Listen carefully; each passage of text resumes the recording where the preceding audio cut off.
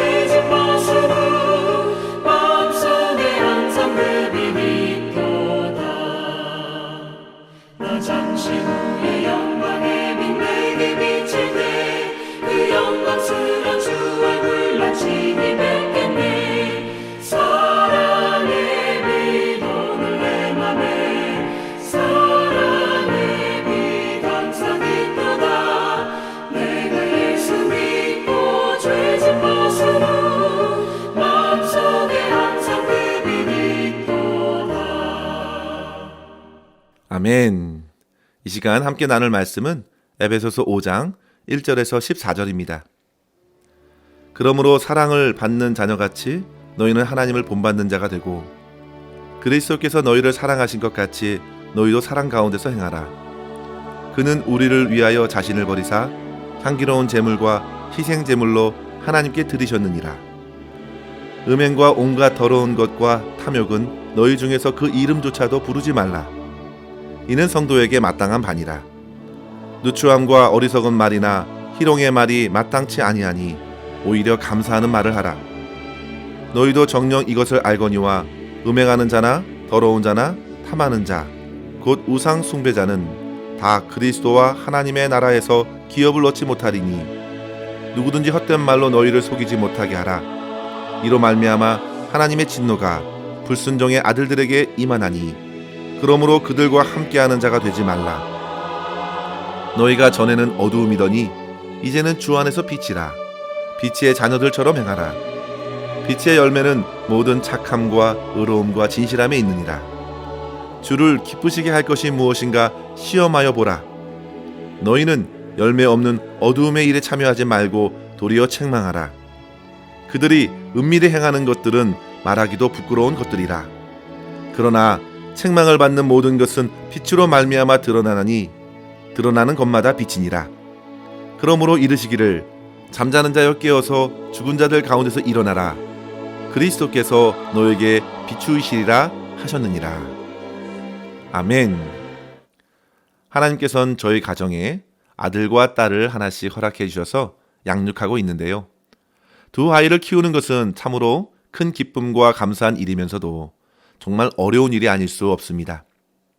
제가 아이들에게 가장 많이 하는 말이 있다면 서로 좀 싸우지 말라는 말입니다.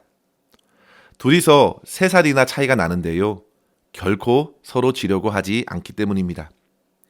물론 아이들이란 다들 자라면서 자연스럽게 싸우면서 크는 거라고 주변 어르신들께서 말씀하시지만 부모의 입장에서 자식들이 싸우는 것을 보는 것은 참으로 어렵습니다. 무엇보다도 신앙을 가르쳐야 할 부모로서 자녀들이 하나님의 말씀으로 잘 자라고 성숙하여 자기를 넘어서 다른 사람들까지 잘 배려하고 챙길 수 있기를 바라면서 가르치지만 실상 제 자신을 보면 얼마나 부끄러운 것이 많은지 모릅니다. 그렇게 가르치는 제 자신조차도 정말 이기적이고 고집스러운 면이 없지 않기 때문입니다. 그래서 더더욱 양육은 어려운 것입니다. 성도 여러분, 하나님 아버지께서 저와 여러분을 보시는 생각은 어떠하실까요? 누가복음 15장에서 철없던 둘째 아들이 아버지의 유산을 미리 챙겨달라 하고 집을 나가 자기 마음대로 살고자 해도 사랑이 많으신 아버지는 그 아들을 억지로 잡아 가두지 않으시고 그의 어리석은 뜻대로 유산을 미리 챙겨 보내시는 것을 보면 참으로 하나님 아버지의 사랑이 얼마나 인내가 있으시고 지극히 깊고 풍성한지를 생각할 수 있겠습니다. 성도 여러분, 우리 주님께서는 충분히 기다려 주십니다. 그리고 집 떠난 둘째 아들이 스스로 돌이킬 때까지, 스스로 아버지의 마음에 기댈 때까지 기다리시고 결국 모든 것을 회복시켜 주시는 가분한 사랑까지 보여주십니다. 성도 여러분, 우리가 만약 그러한 사랑을 진심으로 깨닫게 되면 결코 이전처럼은 살지 않을 것입니다. 오늘 우리가 보는 말씀은 그와 같은 아비된 심정으로 하나님께서 자녀들에게 주시는 말씀입니다. 1절 말씀에 보시면요. 그러므로 사랑을 받는 자녀같이 너희는 하나님을 본받는 자가 되고, 2절에는 그리스도께서 너희를 사랑하신 것 같이 너희도 사랑 가운데서 행하라 하셨습니다. 하나님께서는 그렇게 저와 여러분에게 큰 기대를 가지고 계시는 것을 확인하게 됩니다. 마태복음 5장 48절에도 보시면요. 우리를 향한 하나님의 기대를 보게 되죠. 그러므로 하늘에 계신 너희 아버지의 온전하심 같이 너희도 온전하라. 성도 여러분, 저와 여러분을 향한 하나님 아버지의 기대는 곧 하나님만큼입니다. 그 사실이 설령 저와 여러분에게 부담이 되더라도 하나님께서는 그렇게 온전케 하시기 위하여 역사하신다는 사실을 우리가 알게 되면 우리는 곧 자유함을 얻게 됩니다. 우리의 힘이 아니라 하나님의 은혜로 그렇게 만들어 가실 것이 분명하기 때문입니다. 우리는 이 사실을 믿고 주님을 따라가는 것입니다. 사도 바울도 고백하였습니다. 나는 심었고 아볼로는 물을 주었을 때 오직 하나님께서 자라나게 하시나니 심는 이도 물 주는 이도 같다고 했습니다. 우리를 거룩하게 하시는 역사는 성령의 역사입니다. 그러나 성도 여러분, 하나님께 속한 자 또한 그 하나님의 영에 이끌려 하나님을 닮기 위해 살아가고 싶은 마음을 일으켜준다는 사실을 기억해야 합니다. 오늘 말씀은 그런 측면에서 저와 여러분, 성도들에게 2가지로 도전해주고 있는 것입니다. 첫째로 성도 여러분, 우리는 하나님을 본받아 서로 사랑함으로 행하는 자녀로 살아가야겠습니다. 하나님께서 에베소 성도들이 사랑을 받는 자같이 너희도 사랑 가운데서 행하라고 지금 말씀하셨습니다. 즉 하나님의 사랑으로 사랑하라는 말씀입니다. 요한일서 4장 10절에 우리가 잘 알고 있는 말씀이 있죠.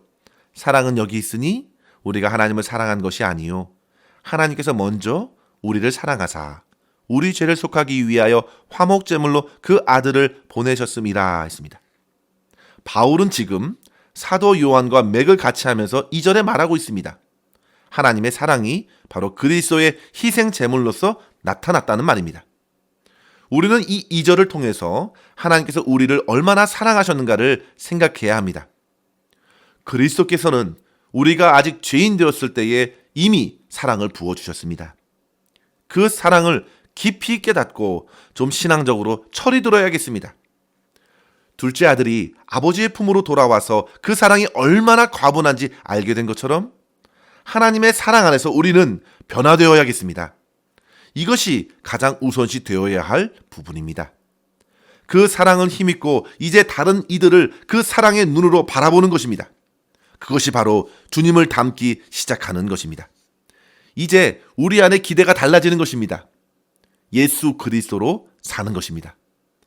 바울도 주님을 만나고 그의 바뀐 기대에 관해 이렇게 고백했습니다. 빌립보서 1장 20절에 보시면 나의 간절한 기대와 소망을 따라 아무 일에든지 부끄럽지 아니하고 지금도 전과 같이 온전히 담대하여 살든지 죽든지 내 몸에서 그리스도가 존귀하게 되게 하려 하나니. 여기에서 존귀하게 되다라는 말은요, 커지게 되다라는 말입니다. 내 안에 그리스도가 커지고 커져서 주님을 드러내는 삶이라 할 수 있는 것이죠. 아시시의 성자 프란시스도 그렇게 철저히 예수님을 닮으려고 노력했고, 토마스 아킨피스도 그리스도를 본받아라는 그의 책을 쓰면서 자기의 영적 성장을 위하여 십자가 주님만을 붙들며 살기를 힘썼습니다. 사랑하는 성도 여러분, 우리 모두도 그리스도의 사랑하심을 깨닫고 주님의 사랑 안에서 그 사랑에 따라 살아갈 수 있는 신령한 은혜를 사모하기를 소망합니다. 그 사랑 안에서 행하는 것은 또 다른 향기로운 제사가 될 것입니다. 하나님께서는 신자의 삶에서 분명 악취를 원하지 않으실 것입니다. 하나님은 예수님께서 향기로운 제물이 되신 것처럼 저와 여러분의 삶에서도 향기로운 삶을 받기를 원하십니다. 그러한 삶은 더럽고 악한 것을 멀리하는 삶으로 이어집니다. 3절에서 7절까지의 말씀을 보시면요, 음행과 온갖 더러운 것, 탐욕은 그 이름조차 말하지 말라 했습니다. 어리석은 말, 희롱하는 말이 아니라 감사하는 말을 하라고 권합니다. 그리고 6절 말씀 보시면요, 헛된 말로 속이는 세상에 속지 말고 그들과 함께 하지 말라고 경고합니다.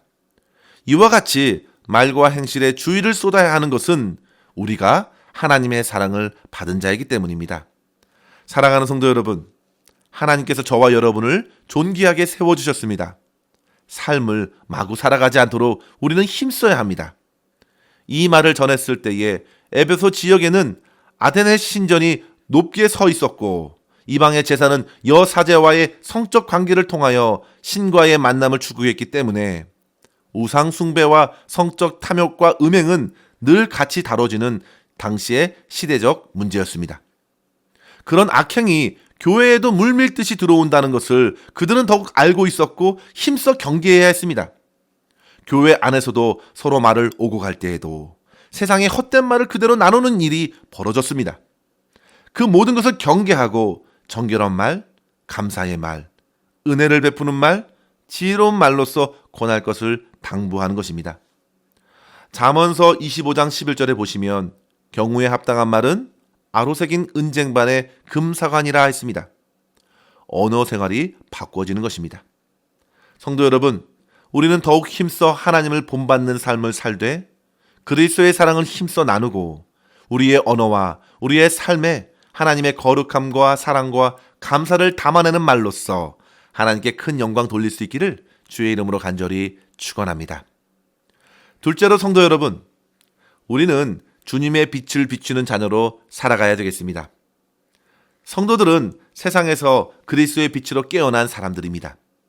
심지어 전에는 모두 다 죽었던 자들인데요, 그 죽은 자들 가운데서 부활의 생명으로 일어난 사람들이 바로 성도들이라는 사실입니다. 성도 여러분, 빛과 어두움은 자주 성경에서 언급되는 비유입니다.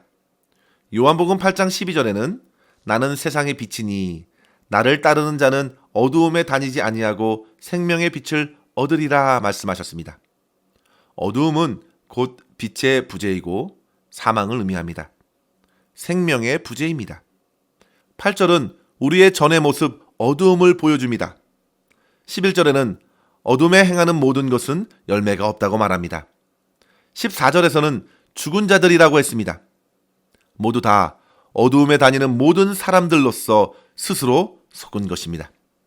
사랑하는 성도 여러분, 죄인의 가장 심각한 문제가 바로 어두움 아래에서 스스로 속는 것입니다. 일단 어두움에 있으면요, 나를 제대로 정확히 볼 수 없습니다. 어두움에 있으면서 행하는 모든 선행도 사실 열매가 없습니다.